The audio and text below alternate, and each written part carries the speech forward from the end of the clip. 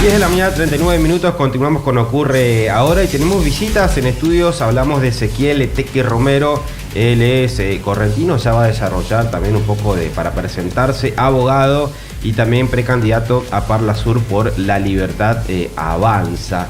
Bueno, Ezequiel, te saluda Fabricio, Gabriela, Iris, ¿cómo estás? Buen día, bienvenido. Bueno, buen día Fabricio, candidato, aclaro, dijiste precandidato. Ah, bien, claro, candidato. Sí, ya, digamos, electo como candidato, así que bueno, gracias por la invitación y por estar acá en Resistencia. Bueno, te estamos conociendo, la gente también te va a empezar a conocer, de que la primera duda que seguramente la gente es qué es el Parla Sur, pero bueno, para conocerte a vos, venís desde Corrientes, ¿qué representás efectivamente? Bueno, primera pregunta, el Parla Sur, ¿qué es? Bueno, el Parla Sur es un cuerpo colegiado, es decir, lo integran todos los miembros del Mercosur, los países miembros del Mercosur, tiene sede en Montevideo. Yo diría que su rol más es de una consejería, es decir, brindar consejos de posibles acciones dentro del Mercosur a los países, digamos, que lo forman, y también llevar un control sobre las actividades que se van realizando, informes que se piden anualmente, semestralmente, y bueno, es como un órgano de control y al mismo tiempo también de consejería. No tiene fuerza legislativa, por eso digo que más que parlamento es una consejería. ¿Y cómo se da para que estés dentro de la lista? Digo, un correntino, alguien de esta región que forme la lista a nivel nacional, digamos. Bueno, nosotros en Corrientes fuimos de los primeros que levantamos la bandera de Javier Milei, del liberalismo. Yo vengo trabajando, digamos, en distintos organismos, ¿cómo te puedo decir?, asociaciones que tengan que ver con la difusión de las ideas liberales desde hace mucho tiempo. Lo conozco a Javier desde hace mucho. Y bueno, y veníamos trabajando ya hace 2 años desde que él dijo que quería poner una opción liberal libertaria para el 2025. Dijimos, este es el momento de empezar a armar porque si no, no llegamos. Sí. Y desde ese momento levantamos las banderas. De hecho, también tuve cierta recorrida por la región. Y bueno, y entonces al final, yo sin partido político particularmente mío, entonces deciden de alguna forma respaldarme y tener una consideración por el trabajo, metiéndome en la lista nacional. Chicas, Gaby, Iris. Sí, bueno, en mi caso, bueno, bienvenido, por supuesto, a Radio Máster. Bueno, está bueno que la gente los conozca porque, bueno, hay algunas cuestiones que por ahí la gente todavía no logra entender bien y es como que Milei está tomando notoriedad, está tomando fuerza y demás.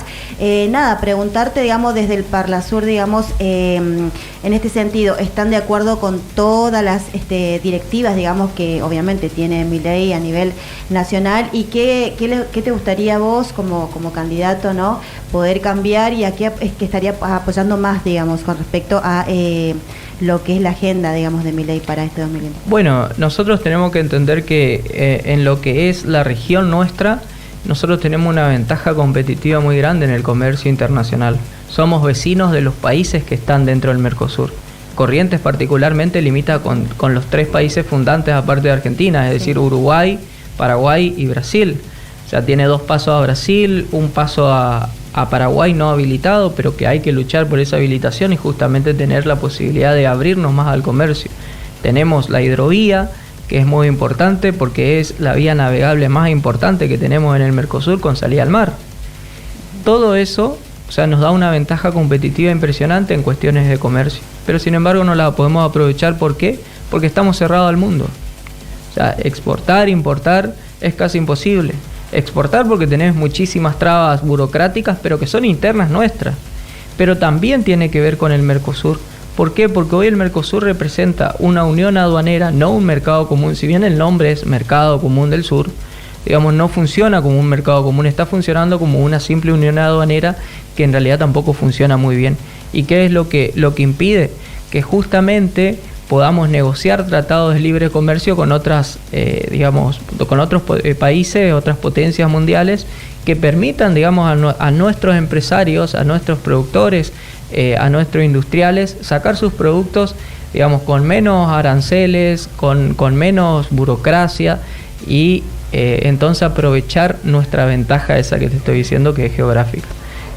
por lo que más que nada nosotros iríamos en el Mercosur para una cuestión de que o se avanza en el Mercosur hacia un mercado libre y que permita la negociación individual de los países con otras potencias, con otras naciones, o no sé qué vamos a hacer con el Mercosur. De hecho, ya lo planteó el presidente de Uruguay, Lacalle Pou, lo planteó y dijo: no puede ser el Mercosur un lastre para el desarrollo de nuestras naciones.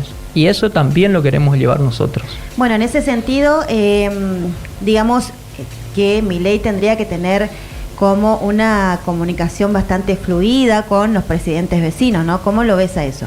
Bueno, nosotros seguramente que tendremos aliados estratégicos, sobre todo Uruguay, que está más o menos en nuestra consonancia ideológica, también Paraguay. Brasil, si bien está alejado, creo que no se van a cortar los vínculos tanto diplomáticos como comerciales que tenemos con ellos, porque son nuestros principales socios comerciales. Diana Mondino, que es una persona que probablemente ocupe la Cancillería en el caso de un eventual gobierno de Javier, es una persona muy sensata, viene del sector privado, tiene una larga trayectoria en la formación y, digamos, la incubación de empresas, y que sabe lo que le cuesta y lo importante que es Brasil para nuestras empresas. Entonces no creo que se corten relaciones como por ahí se quiso dar a entender y esas cosas. Si bien entre presidentes puede ser que no coincidan y no lleguen a entre acuerdos, saben que las cuestiones comerciales y las cuestiones de vínculo diplomático van por otro lado. Bueno, buenos días, ¿qué tal? Buenos Mi nombre días. es Iris. Bueno, primero entendiendo tu candidatura al Parlasur y entendiendo cuál es el rol del Parlasur también, que, bueno, esto de hacer un seguimiento, pongámoslo de esta manera, a que se cumplan todas las normativas que son dictadas desde ahí, y bueno, la elevación de informes de derechos humanos que sean aplicables, y también entendiendo que en los últimos días se han conocido, bueno, por ejemplo, este acto que lo han tildado como negacionista, que lo ha encabezado Victoria Villarruel, quien es candidata a la vicepresidencia con Javier Milei. ¿Qué opinión te merece eso? Bueno, siendo primero, que vas a representar en el caso de que seas electo y formás parte de un parlamentario. por supuesto, primero entender qué es el negacionismo. El negacionismo es negar algo. Nosotros no negamos los crímenes de lesa humanidad, tampoco negamos, digamos, que la dictadura fue una dictadura. O sea, fue una dictadura que cometió crímenes contra la población civil, que son crímenes de lesa humanidad, y fueron juzgados sus culpables, ¿sí? Y nosotros no vamos contra esa condena. Lo que nosotros sí queremos es que se reconozca a las víctimas de la otra parte, que fueron víctimas civiles también, muchas veces niños, que fueron víctimas de los guerrilleros, porque parece que en Argentina no existió esa guerrilla, no existieron los montoneros, no existieron las más de 200 bombas que pusieron y los más de 400 heridos que tuvo. O sea, hubo casi la misma, más de 400 muertos, hubo casi la misma cantidad de muertos por guerrilla que los que hubo en la guerra de Malvinas argentinos. O sea, eso tienen que tener de alguna manera un reconocimiento. Claro, No. Justamente porque en este acto que te mencioné recién, que se llevó a cabo hace unos días en la legislatura porteña, de hecho concurrieron figuras que han sido partícipes de lo que fue la última dictadura, y grandes personalidades que han torturado, han sido parte de los secuestros que hemos vivido aquí en nuestro territorio nacional. Quizás ese sentido se habla de negacionismo, de poder darle un reconocimiento a una persona que fue partícipe de una crueldad y una aberración. Seguramente que pueda haber personas, primero que hay que ver quiénes fueron juzgados y quiénes no, porque los que fueron juzgados por crímenes de lesa humanidad generalmente tienen condenas muy, muy altas, o sea, perpetuas. Generalmente ya son personas muy grandes también, pero los que participaron en esa dictadura y que hayan ido, generalmente son personas que tuvieron familiares que fallecieron por justamente estos atentados que hacían los guerrilleros. O sea, porque eran terroristas. Hay que entender que eran acciones terroristas. Bombas en automóviles, bombas en departamentos, donde fallecieron personas que ni siquiera eran militares, o los hijos de los militares. Entonces esos son actos de terrorismo y también, de hecho, Alfonsín cuando llega a la presidencia en la vuelta de la democracia, digamos, en la comisión que forma para juzgar a los dictadores, también juzgan a los guerrilleros. Después Menem los indulta, pero no quiere decir que ellos no hayan existido. Nosotros acá no estamos diciendo que la teoría de los dos demonios significa exculpar a uno de sus pecados, sino que mostrar que existieron, que existen víctimas de ese terrorismo, que no es solamente el terrorismo de Estado el que existió en los 70. Existió otro tipo de terrorismo y otros tipos de víctimas que se los invisibilizó. ¿Dónde está la reparación histórica a las víctimas de las guerrillas? Que encima el Estado los indultó a los culpables, ni siquiera le da justicia. Eso es lo que Victoria Villarruel quiere poner sobre la mesa. Y lo hizo el año pasado. No es este año que lo hizo. Claro, este año toma... con es una lucha. agenda de reconocimientos a militares partícipes de lo que fue. Exactamente, hay que entender que es su lucha, pero parece que todo quiere girarse en torno a eso, cuando en realidad es un acto, como digo, que ella ya lo viene haciendo. Y de alguna manera lo que se busca con esto es tapar las distintas deficiencias que tiene tanto el gobierno nacional como, digamos, lo que se llamó la oposición durante mucho tiempo, donde no pueden proponer cosas a la sociedad porque no pueden mostrar nada bueno de lo hecho durante la gestión tanto macrista como la gestión ahora de Alberto Fernández. O sea, como no pueden mostrar nada bueno, tratan de atacar a Milei y tratan de atacar con lo que sea, sacando de contexto muchas cosas. Claro, y bueno, y en este sentido, perdón, la última, por lo menos de mi parte, en este sentido, bueno, siguiendo a materia de derechos humanos y también tu candidatura, vuelvo a repetir, al Parlasur, ¿cuáles son tus objetivos?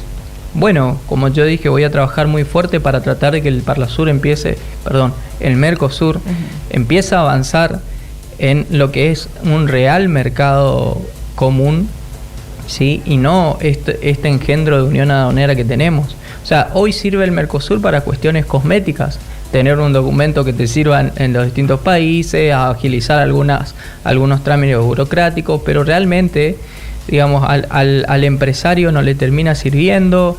O sea, muchas cuestiones que de vuelta terminan siendo engorrosas en las cuestiones burocráticas para exportar, para importar, entre los mismos países. Supuestamente se tendría que agilizar eso. Y sin embargo, en esa materia no. Ahora, en todo lo que tenga que ver con cuestiones que sí sirvieron, por ejemplo, para las cuestiones educativas, que uno puede pasar con su título y es más fácil revalidarlo en los países vecinos para poder seguir sus estudios o para instalarse ahí y trabajar de lo que se haya recibido, bueno, eso está perfecto, pero no dejan de ser cuestiones cosméticas, repito.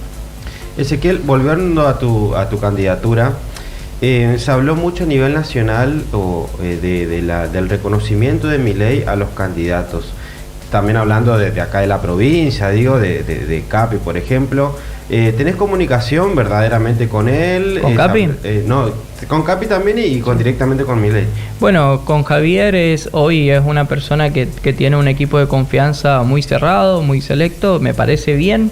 Esto evita, digamos, que saque de foco lo que tiene para hacer en Argentina, que evite necesariamente prometer más de lo que se puede cumplir, sobre todo a su dirigencia, me parece muy bien.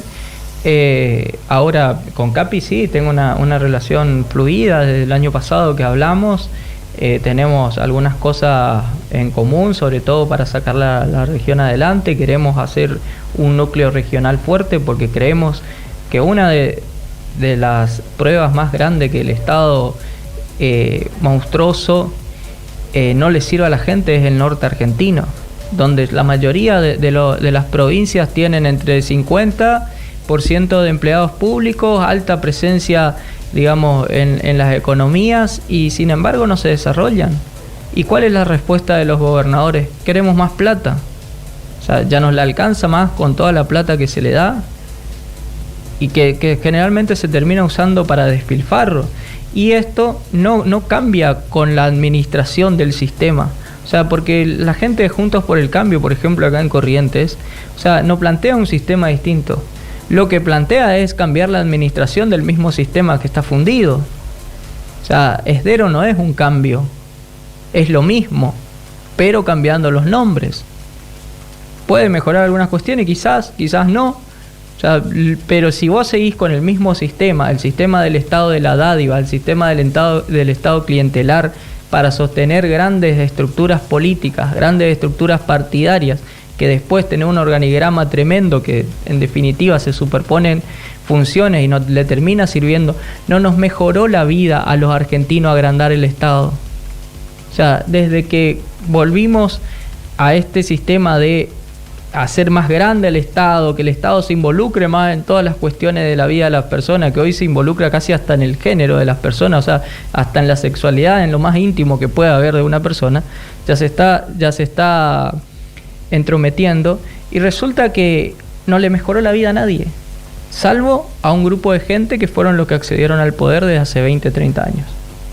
Bueno, no sé si queda tiempo para otra pregunta o vamos a la pausa, cortito si puede ser, así después vamos a la pausa de la radio. Bueno, tenemos conocimiento que 16 provincias en las cuales se han mostrado, digamos, a favor de Milei, y queríamos preguntarte en este sentido, ¿cómo está Corrientes? Bueno, Corrientes, Javier tuvo una performance muy aceptable, de hecho hay un empate técnico en el segundo lugar con Unión por la Patria, es decir, nosotros estamos terceros por muy poco. Juntos por el Cambio terminó como grupo, o sea, como candidato más votado fue Javier Milei como candidato individual, pero como alianza, bueno, saca un poco de ventaja Juntos por el Cambio, igual es muy parejo y nosotros creemos que podemos mejorar esa performance y lograr revertir la situación y también pintar de violeta, por así decirlo, al mapa de Corrientes. Bueno, yo tengo una más cortita porque me quiero que podemos unos minutos más. Bueno, Ezequiel, comentaste que hay comunicación con Alfredo Capi respecto a la Libertad Avanza de la provincia, y creo que es algo bueno que dos provincias que tienen dos frentes o actualidades políticas distintas a futuros tengan comunicación. En caso de Milei gobernador, ¿cómo ves al nordeste? Presidente, perdón, ¿cómo ves al nordeste o a este sector del país como en cuanto a lo político? Repito, nosotros tenemos ventajas competitivas muy grandes para salir a competir, pero para eso nosotros necesitamos una reforma del Estado, necesitamos bajar impuestos. O sea, ¿por qué queremos reformar el Estado? Porque es necesario hacerlo para poder bajar los impuestos. No podés eliminar impuestos si tu gasto público es tremendo. O sea, nosotros hoy tenemos déficit fiscal, tenemos que bajar ese déficit fiscal, la única forma es reformar el Estado, pero haciendo que el gasto político sea el que se achique, no el gasto que va, por ejemplo, destinado a los planes sociales, que lamentablemente la gente necesita. El otro día una diputada provincial electa de Unión por la Patria dice orgullosa que en Corrientes el gobierno nacional destina 800.000 planes sociales. En una provincia donde viven 1.100.000 personas, 800.000 planes sociales, el 50% cobra un plan social. Es decir, no tiene que decirlo con orgullo, llevaron a que el 50% de la población necesita una asistencia del Estado para algo en su vida. Y eso no está bien. Lo que mejor funciona es que el individuo pueda desarrollarse, digamos, plenamente sin la asistencia del Estado. La asistencia del Estado debería ser subsidiaria, no la regla. No estar orgulloso que el Estado le asista a la mitad de la gente. Eso se llegó por malas políticas. ¿Y cuál es la propuesta de la Libertad Avanza en este sentido de achicar el gasto público que va destinado justamente a los planes sociales? No, achicar el gasto público que no va destinado a los planes sociales, porque hoy tenés, por ejemplo, en transferencias discrecionales a las provincias, es decir, no la coparticipación, y esto es muy claro, no la coparticipación, sino un fondo que directamente el presidente lo maneja para destinar a las provincias que quiere. Es decir, ¿para qué se usa? Para ganar elecciones en las provincias, generalmente para ser negociados con los gobernadores, y eso representa 5 puntos del PBI. Es monstruoso 5 puntos del PBI. O sea, mucha plata. Es de hecho todo nuestro déficit y más. Pero también nosotros vamos a tratar de, por ejemplo, eliminar los gastos que, de vuelta digo, terminan siendo, no terminan llegando a la sociedad en sí. Por ejemplo, lo que se destina al cine. ¿por qué nosotros tenemos que estar, digamos, de alguna forma financiando los proyectos audiovisuales de algunas personas, cuando la plata de los pobres está financiando eso? O sea, proyectos audiovisuales que después cuando vas de alguna manera a ver cuánto éxito tuvieron, resulta que no tienen nada de visitas en los cines. O sea, y eso lo estamos financiando nosotros. Bueno, porque es una manera de fomentar justamente el acceso a la cultura gratuita también, de alguna manera, quizás. Pero para no las es barriadas. gratuita porque la gente tiene que ir a pagar el cine. Bueno, O pero sea, es un trabajo. después que financió Es como un financió empleo el proyecto privado también. después que financió el proyecto, no es un empleo privado, porque Vos si estás solamente se financiando- financia de lo público, si la única fuente de financiamiento de lo público es lo público, entonces tu empresa privada es una empresa, digamos, que está prestando nombre, porque, o sea, una empresa privada se financia con ingresos privados, y solamente se financia ingresos públicos, es una empresa pública disfrazada. Y hay que ver quién es el dueño y qué relación tiene con los que están en el ejecutivo. Terminan siendo kioscos. Claro, bueno, lo que voy es que es importante igual el poder financiar de parte del Estado a estos diferentes proyectos para justamente poder seguir promoviendo lo que tiene que ver con la cultura. Es importante que el Estado no sea un peso para las personas para salir adelante.